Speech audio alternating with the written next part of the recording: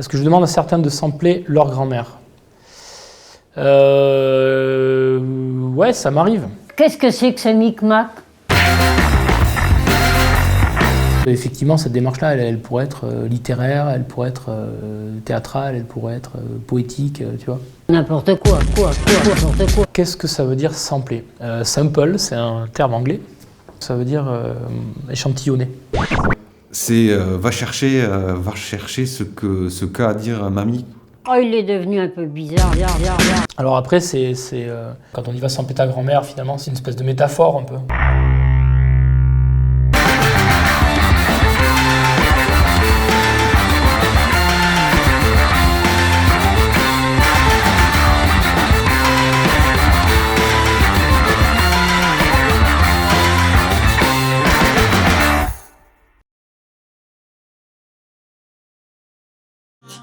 Je trouvais que ça marchait pas forcément quand ils fournissaient.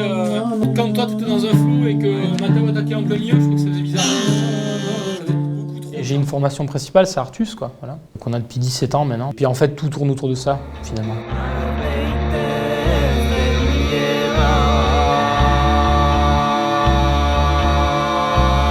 Avant tout, je chante.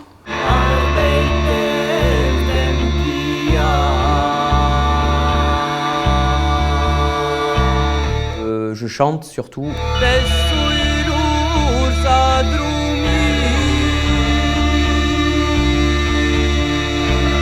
Et je fais du violon maintenant surtout.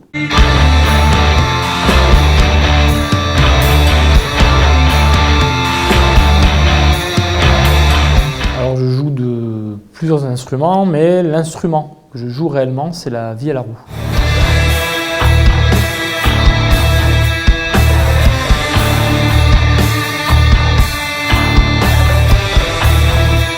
Maintenant, on appelle ça rock. Enfin, on ne se pose plus trop la question du nom. Musique d'essence patrimoniale, je trouve que ça nous va bien. Alors je ne l'emploie pas souvent, en général quand on nous demande, je dis qu'on fait du rock.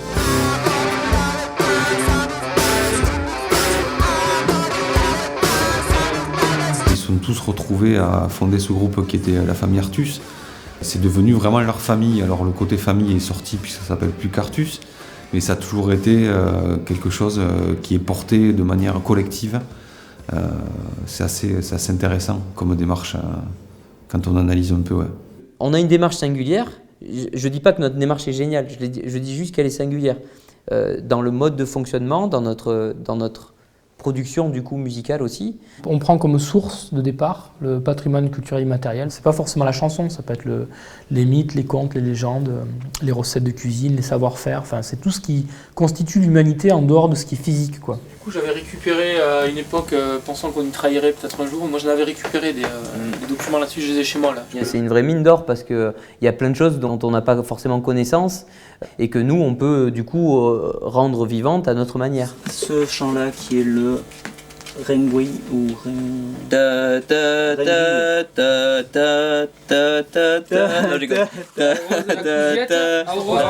chantez-vous, ce qu'il chante lui? C'est ça que là, tu vois. C'est ça, il faut le travailler, c'est maintenant quoi. L'exemple en tête que j'ai là, c'est on a fait une création sur l'ours avec Artus. Et donc du coup, on a vraiment travaillé le sujet, tu vois, avant de jouer. Et après, comment on travaille nous? On se met en condition, c'est-à-dire on travaille le sujet, on se met un petit peu dans l'esprit les grandes lignes de ce qui peut constituer la mythologie de l'ours, par exemple. Et en fait, on essaie de prendre un élément qui nous parle. Ouais, mais il y a une polyphonie, alors c'est peut-être l'autre. Et l'autre, elle fait l'autre polyphonie, elle fait c'est l'unisson en fait là sur cette deuxième partie.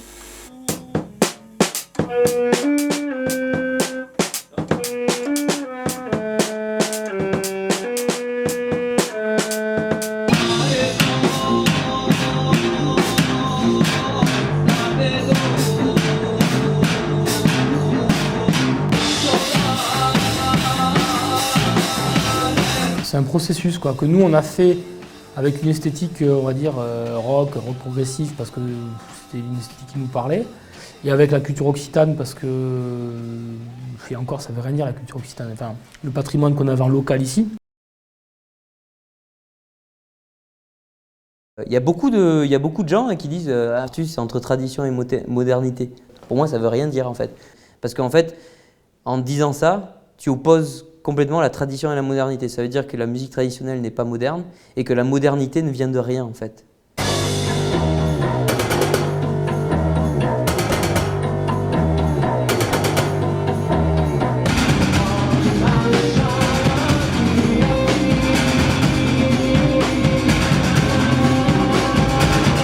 En fait, une tradition, ça n'a plus de sens dans la société actuelle, si elle ne résonne plus. Ces musiques-là, elles sont liées, si tu veux, à l'action des gens qui sont sur le territoire. Elles se transforment au fur et à mesure que les gens la prennent, s'en saisissent et la transforment. Parce que ce qui est passionnant dans ces histoires-là, enfin, en tout cas nous qui nous construit depuis longtemps, c'est qu'en fait ça reste de l'oralité, c'est-à-dire que même ce qui est écrit sur le bouquin, c'est pas une vérité absolue, quoi. C'est-à-dire qu'en fait tu peux très bien, toi, et je pense que ça se faisait d'ailleurs, tu peux très bien adapter cette chanson-là avec la thématique à finalement ce que tu vis toi aujourd'hui.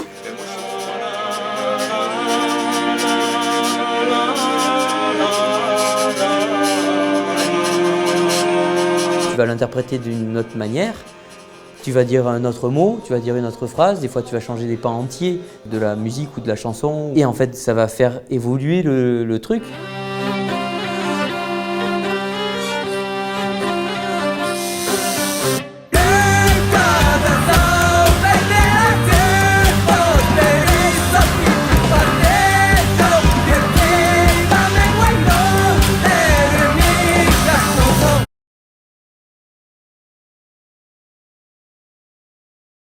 L'écriture dans un livre, que ce soit les textes des chansons ou encore les partitions musicales, ça reste des matériaux très froids en fait. Alors que quand on entend justement les collectages, heureusement qu'il y a eu les collectages sonores. Des collectages de papy, de mamie, de gens qui parlaient de comment on vivait autrefois, de comment on dansait, quelles étaient les mélodies qu'ils avaient entendues. Des collectages de musiciens. Oui, c'était une façon de garder une trace sonore en fait de toute cette culture orale, ouais.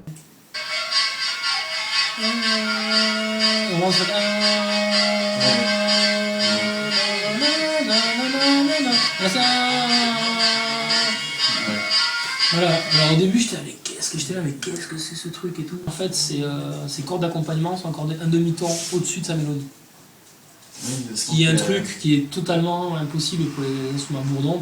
Par contre, extraire ces choses-là et les utiliser, etc., pour les transcender, les remettre en œuvre, tout ça, c'est hyper intéressant. En fait, si tu veux, moi ce que j'aime dans le collectage, ce que j'aime beaucoup là-dedans, ce que je me suis aperçu, c'est que, alors si c'est du collectage un peu ancien, c'est-à-dire soit début des années 80, milieu des années 70, on a parfois des gens, si tu veux, qui sont enregistrés, et qui ne sont pas forcément des gens qui sont déments au niveau musical, mais par contre leur oreille, leur façon de faire la musique, elle n'est pas formatée à ça.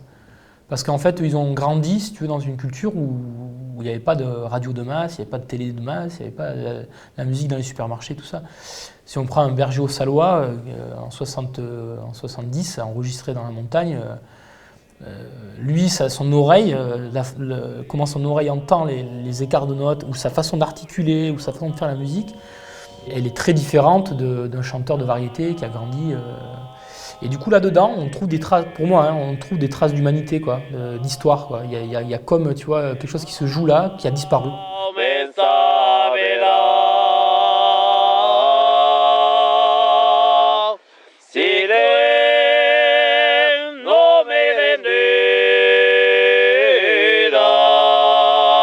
C'est vachement intéressant de garder ces patrimoines humains, quels qu'ils soient, des manières de penser différentes, parce que ça empêche que tout s'uniformise en fait, et la diversité, la différence crée sans cesse de nouvelles choses, tu vois.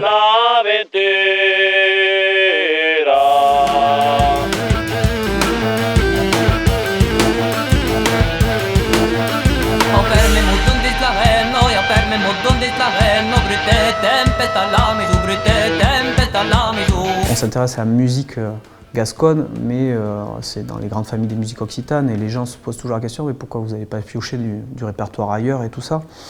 Il y a tellement à faire dans cette musique-là, il y a tellement de choses qui n'ont pas été utilisées. Va sampler ta grand-mère, en fait, là, c'est l'envie de faire partager ça, cette expérience-là, à d'autres groupes. Va sampler ta grand-mère consiste à donner des éléments du patrimoine culturel à des groupes de musique actuelle pour qu'ils se réapproprient tout ça et qu'ils en fassent leur propre sauce. Quand on y va sans péta grand-mère, finalement, c'est un peu retourne-toi sur ton patrimoine. Le projet a à peu près 7-8 ans. Il y a dû avoir une vingtaine de groupes à peu près qui l'ont fait.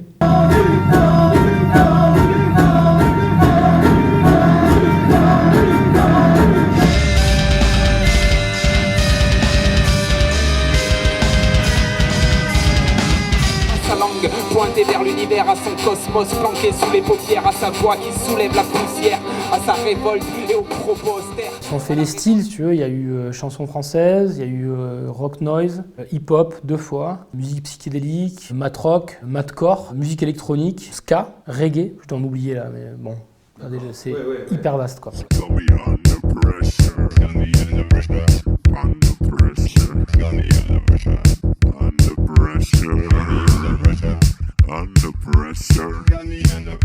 Rien esthétiquement. C'est pas un impératif.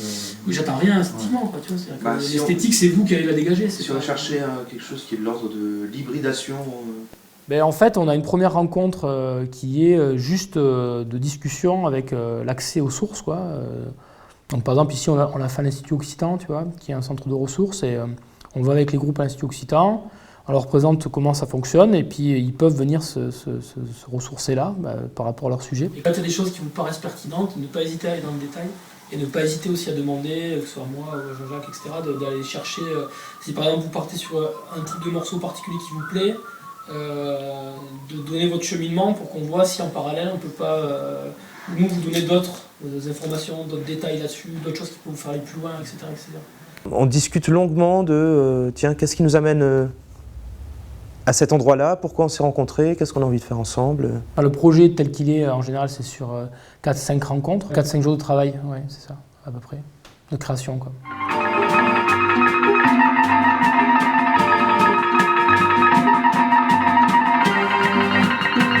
On part de tomber de l'autre à ça.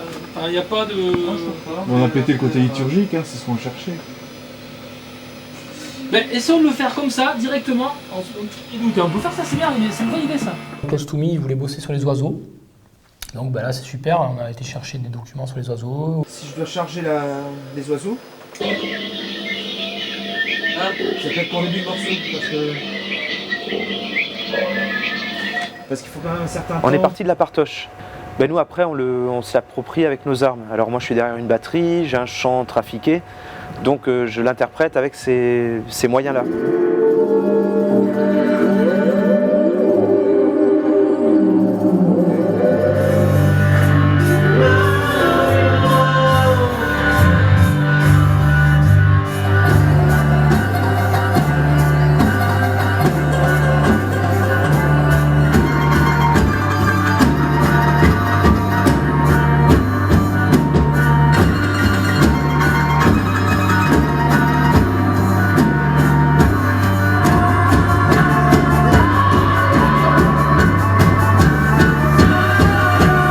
Ce projet Rassembler ta grand-mère est intéressant pour le collectif dans le sens où il illustre un peu ce que nous essayons tous de faire, de tous les artistes essaient de faire au sein du collectif, c'est-à-dire s'inspirer d'un endroit, d'un lieu précis, d'une façon d'habiter ce lieu et essayer de le retranscrire avec un peu de modernité en y ajoutant énormément de personnalité pour être sur une évolution de ce qu'est la tradition. L'idée, c'est de leur dire, mais est-ce qu'il n'y a pas des choses autour de vous, alors dans votre patrimoine, tu vois, dans votre histoire, les mythes, les contes, les gens, les lieux, les gens autour de vous, ce qui se passe, en fait, même politiquement, tu vois, dans leur coin, est-ce qu'il n'y a pas des choses qui pourraient se rapprocher du combat que vous menez? 4, on ferme les yeux sans méfiance, au contraire avec une totale confiance que la transe te rende 50 fois l'énergie que tu lui lances. 5, on cherche les nuits zébrées d'éclairs, les vasques d'eau claire, les odeurs d'humus et de terre que la pluie vient réveiller au carrefour des lisières. Mais du coup, nous on avait pointé un peu différents trucs, mais il y avait un peu autour du personnage là, de Marie Blanc. Là. Il n'y a pas trop de transcription de ce que faisait cette bonne femme. Là. Il y a quelques recueils qui ont été écrits suite à la mémoire. Marie Blanc, apparemment, c'était une pleureuse. Qui venait pleurer le défunt. Donc elle venait à côté du cercueil et elle pleurait. Voilà. Elles pleuraient même si elles ne connaissaient pas. Elles venaient pour pleurer, c'était leur boulot, quoi. Elles étaient payées pour ça. Et souvent, elles chantaient et elles racontaient la vie du défunt. À cette époque-là, d'ailleurs je ne me rappelle plus trop l'époque, mais il y avait, ça pouvait être un statut social que d'improviser sur les enterrements. Non. Il y avait autant des hommages de personnes qu'elle chérissait que des trucs vraiment vindicatifs, quoi, où elle n'était pas forcément invitée, où elle venait faire parler un peu les morts et les mauvais souvenirs autant que les bons. Et j'aimais bien ce côté, le personnage aussi un peu... Qui passait un peu pour une rebelle à l'époque, quoi. Les histoires de... Après, ce qui fait différence, c'est que je suis dans les thématiques... Enfin, tu parlais de voir un petit peu ce qu'elle avait... Ils disent que même les différents historiens qui sont allés la voir, elle leur a pas fait exactement les mêmes versions, tu vois. Mais ça me paraît hyper logique, enfin, c'est-à-dire que c'est de l'improvisation, c'est de la parole vivante, tu vois, un peu. Ils nous ont ramené des mélodies, et pour le coup, qui me parlent dans l'énergie que ça donne, un peu lugubre et tout ça. Mais moi, c'était vraiment sur les textes que j'avais relus de Marie Blanc, là, que ça me parlait à mort, quoi.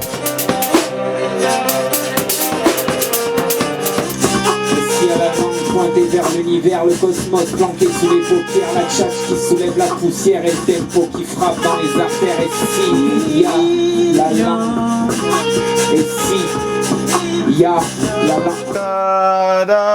langue. Le 1, pour tomber sur un 1 qui correspond.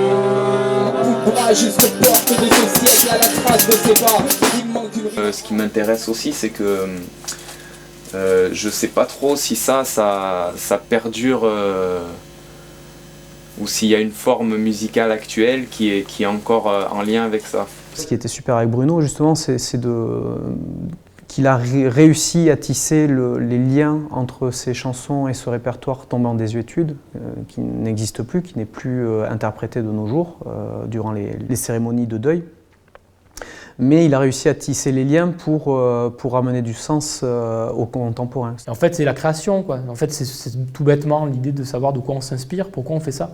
À sa langue pointée vers l'univers, à son cosmos planqué sous les paupières, à sa voix qui soulève la poussière, à sa révolte et aux propos austères, à la révolte et aux propos austères, et surtout à ses hommages flamboyants ou amers que la vallée d'As va inscrit dans les recoins de son imaginaire. Allez, quand le roster enflamme sa bouche, oralise le feu de ses vers et oralise les entrailles d'une communauté entière. S'il te plaît, taisez-vous, curé, et laissez place à la femme, à celle qui n'a jamais été épouse, à celle qui n'a jamais été mère, et dont la liberté fait trembler votre Dieu le Père.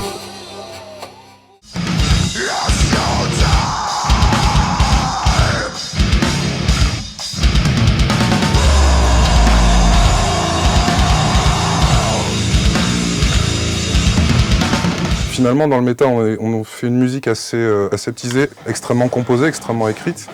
Et eux, ils ont une méthode de travail qui est assez différente, qui est beaucoup plus vivante. Je sais pas, parce que j'aime bien justement les petits écarts. Ouais, ok. Ça fait des petites dissonances. Le mélange cornemuse-vienne. Ouais. Ah, bah, Si c'est pas flashing, justement, c'est un peu pareil. Alors là. Ça rend ça plus vivant.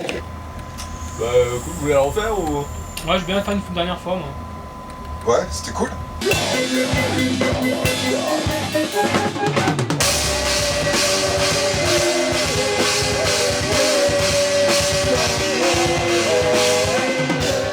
Ça les a quand même bien touchés, tu vois. Ils se sont posés des questions sur cette langue, sur qu'est-ce qu'ils font là. Je pense que ça les a bousculés dans leurs préjugés.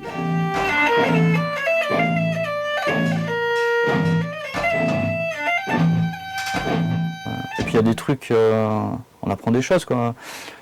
Notamment des trucs qui viennent de juste à côté de chez nous et qui sont super bien en fait. Qui sont super bien. On avait vraiment envie de rajouter des voix occitanes qui ont une tessiture assez particulière.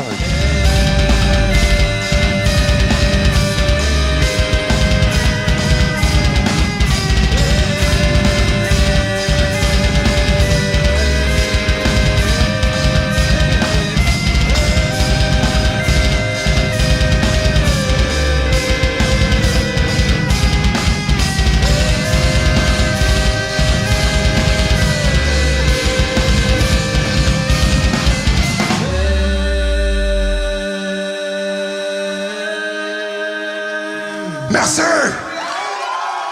Roar, c'est eux qui avaient une ambition de sortir un album, le clip, la promotion, tout qui allait bien autour de ce projet-là, et dans lequel donc du coup va sampler Ta grand-mère, c'est inséré comme un élément parmi d'autres autour de ces éléments de promotion, et donc l'album, le clip.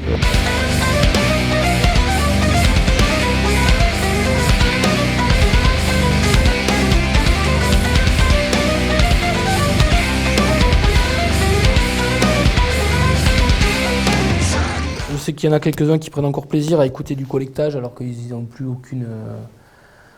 ils sont pas obligés d'écouter du collectage, tu vois. Enfin, je sais que, notamment Johan, ça m'arrive quand on discute de trucs et il est encore attiré par ça, tu vois. Il a envie... il n'y a pas très longtemps, il m'avait demandé si j'avais... Des trucs qu'on avait écoutés de chanteurs au Salois, il voulait les réécouter, tu vois. Il entend des trucs, tu vois, qui le touchent parce qu'on en a parlé, parce que, tu vois, donc lui-même, là, je pense à Johan, mais les autres, c'est un peu pareil, quoi. Il voit plus cette musique-là de la même façon. Moi, plutôt, ça serait Va sampler ton grand-père, parce que j'ai une histoire avec un grand-père, voilà, qui rentre complètement dans le cadre. Je suis tombé sur un recueil de chansons de Svetcha Nirori, en fait, qui sont écrites, en fait. Et donc j'ai maté ça par hasard, et puis il n'y a que des mesures à 2 temps ou à 3 temps, sauf un morceau qui est en 5 temps, bizarrement, et un morceau qu'il a écrit à la mémoire de mon grand-père, et qu'il a joué notamment à son enterrement et tout ça. D'accord. C'est moi qui me...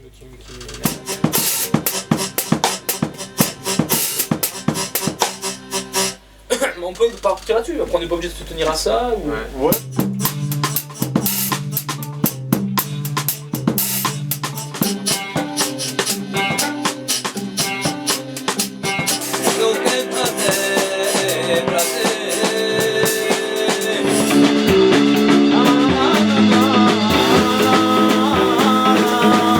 Quand tu approfondis ce que tu as sous les pieds, eh bien, tu te rends compte que déjà tu découvres des choses sur toi. Parce que c'est un miroir aussi. Souvent, les premiers textes qui sont sortis dans l'envoûtante, il y avait beaucoup de questions d'identité, quoi. Qui on est, qui je suis.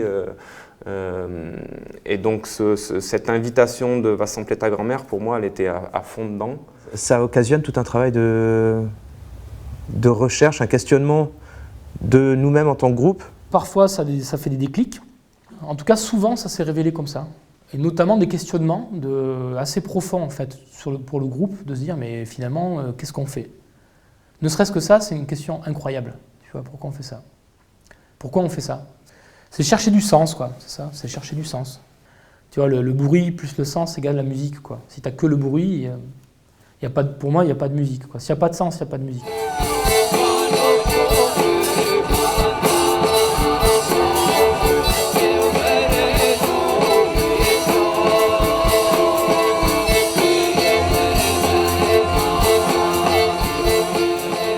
Moi, c'est pas que ma pratique musicale qui m'a permis de faire la musique que je fais actuellement. Pour moi, c'est tout un parcours qui soit intellectuel, spirituel. C'est des parcours de vie, c'est toute une vie en fait, toute une vie. Avec Artus, notamment, maintes fois, on s'est remis en cause sur notre manière de nous exprimer, notre manière d'exprimer ce qu'on avait envie d'exprimer. Ma façon de vivre, enfin tout ce qu'on a mis en place depuis longtemps, c'est ce projet-là, Va sampler ta grand-mère, ça en fait partie. C'est une façon, si tu veux, c'est global, quoi. Je ne suis pas une personne différente quand je suis sur scène que quand je descends de scène. Tu vois, c'est la même personne, quoi. C'est très cohérent.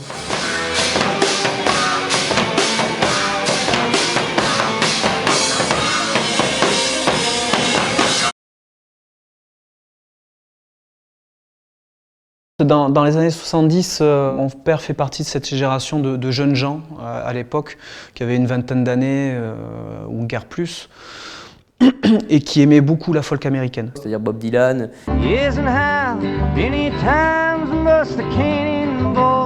Pete Seeger, Joan Baez.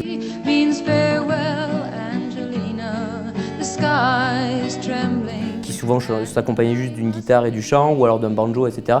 Ils se sont rendus compte que Ces mecs-là, en Amérique, ils chantaient selon les codes de leur tradition, en fait, de ce qu'ils avaient autour d'eux. Puis eux, ils le perpétuent à leur tour, ils y amènent leur personnalité, leur filtre, etc. Et voilà, pour que ça continue. Voilà, demain, et peut-être d'une manière différente que ça évolue. Et en creusant un petit peu, c'est toute une génération de Français, en fait, qui finalement se sont intéressés à leurs racines, à eux, à voir un petit peu qu'est-ce que c'est la musique populaire chez eux, en fait. Parce que la folk américaine, c'était la musique populaire de là-bas. Et qu'est-ce que c'est donc la musique populaire de chez eux. Des mecs d'un peu partout en France, parce qu'il faut savoir qu'il y a vraiment eu un mouvement qui s'est généré partout en France, même en Europe, tu vois, de collectage, de réappropriation de sa culture directe, on va dire. Par exemple, j'ai Malicorne en tête, où j'ai beaucoup écouté Malicorne, voilà, qui est un groupe des années 70. C'était la fille d'un roi français que l'on marie à un Anglais. Oh, mes chers frères, empêchez de m'emmener. J'aimerais mieux soldat français que roi anglais.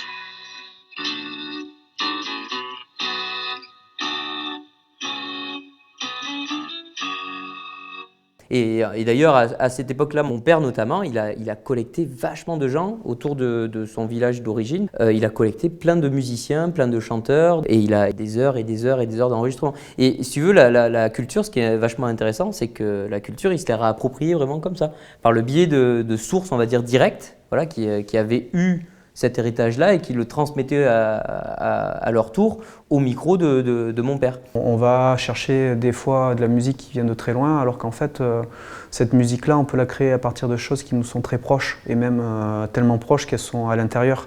Des fois, mon père, il arrivait d'une après-midi de collectage d'un petit papy ou d'une petite mamie. Il avait un morceau dans la tête que lui avait joué ou chanté le petit papy ou la petite mamie. Et de suite, le soir, il travaillait ce morceau-là, voilà, et puis il le jouait ensuite dans les balles et tout ça, quoi. Donc nous, on a profité d'une base en fait qu'ils avaient sacrément avancée.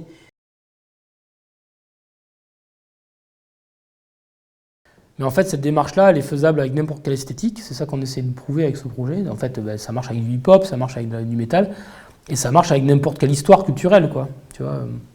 Donc, je pense qu'il a un bel avenir devant lui, ce projet. Après, c'est vrai qu'on le porte pas de façon très intense, quoi, tu vois. Globalement, on cherche pas spécialement à le faire chaque année absolument, tu vois. C'est plutôt en fonction des rencontres, des envies. Cette année, j'en ai fait un à Mourenx, à Saint-Péter-Grand-Mère, et c'était même pas avec des musiciens, c'était avec des gamins qui étaient même pas musiciens. Donc, tu vois, on a été collectés dans la rue. Nous sommes contentes de retrouver Como gagna pastorette charmante.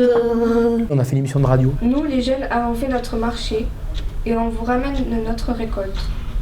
Des histoires, des chansons, des recettes, des jolis rêves. Effectivement, cette démarche-là, elle pourrait être littéraire, elle pourrait être théâtrale, elle pourrait être poétique, tu vois.